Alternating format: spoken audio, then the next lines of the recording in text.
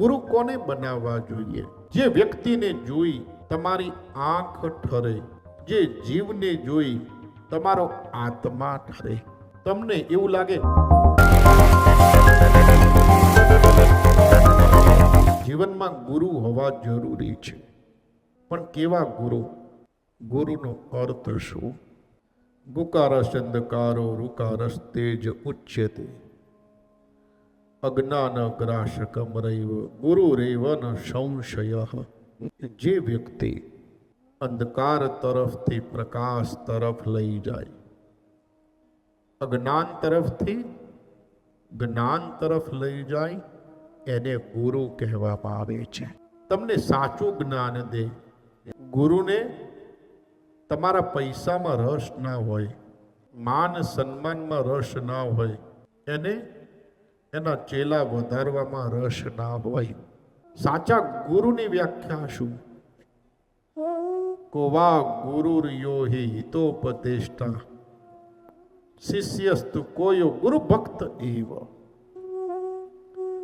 સાચા ગુરુની વ્યાખ્યા જ એ છે કે જે એના શિષ્ય અને એના કુટુંબનું કલ્યાણની ભાવના હોય અને શિષ્યની પણ ગુરુ ભક્તિ અડગ હોય. ગુરુ કોને બનાવવા જોઈએ? જે વ્યક્તિને જોઈ તમારી આંખ ઠરે, જે જીવને જોઈ તમારો આત્મા ઠરે. તમને એવું લાગે કે આ વ્યક્તિ મને સાચી સલાહ દેશે, એને જોઈ તમારી આંખ ઠરે, તમને શાંતિની અનુભૂતિ થાય. ગુરુની ઉર્જાની મહિમા છે કે તમે એની નજદીક આવો ને તો તમને શાંતિ લાગે. એની ઉર્જા જ એવી હોય. આ નમસ્કાર શા માટે કરવું જોઈએ? પગે શા માટે લાગવો જોઈએ? વિજ્ઞાન પણ કહે છે જ્યારે તમે કોઈને પગે લાગો ને, એને તમે નમો, તો તમે જ્યારે કોઈ સજ્જન વ્યક્તિ, વડીલ, માતા પિતા, તમે એને નમો છો ને તો તમારો અહંકાર દૂર થાય. જ્યારે તમે નમો એટલે એની જે પોઝિટિવિટી હોય એ તમારી અંદર સીધું ટ્રાન્સફર થાય.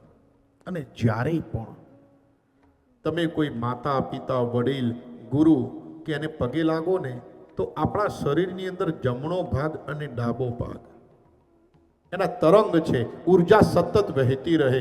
જેમ વાયર હોય રેડ કલરનો અને યલો કલરનો, તો એવી રીતે જ્યારે તમે કોઈને પગે લાગો ને તો તમારો જમણો હાથ ગુરુ કે માતા પિતા, વડીલને ડાબા પગે સ્પર્શ કરવાનો અને તમારો ડાબો હાથ જે છે એના જમણા પગે ક્રોસમાં, તો એની ઉર્જા તમને સીધી પ્રાપ્ત થાય. તમે આવી રીતે 6 મહિના પગે લાગો તો તમારા જીવનમાં સીધું જેમ RTGS થાય એવી રીતે એનું પુણ્ય તમારી અંદર આવે. પગે લાગવાના ખૂબ પુણ્ય અને આશીર્વાદમાં એવી તાકાત છે. જ્યારે તમે નમસ્કાર કરો ને, આશીર્વાદ કદાપી કોઈની પાસે માંગવા નહીં કે અમને બાપુ આ આપો, હે ભગવાન અમને આ આપો, હે ગુરુ અમને આ આપો, હે શિવ અમને આ આપો. કદાપી કોઈની પાસે પણ આશીર્વાદ ન માંગવા. માંગેલા આશીર્વાદ 80% ફેલ જાય, 20% એ બી લોંગ ટાઈમ ટકતા નથી. હા, નિસ્વાર્થ એમાં ભાવ હોય, અલગ વસ્તુ છે. તમે સેવા કોઈ પણની એવી રીતે કરો ને કે આપોઆપ આશીર્વાદ નીકળી જાય અને એ આશીર્વાદ છે ને એ જ પેઢીઓ તારે છે.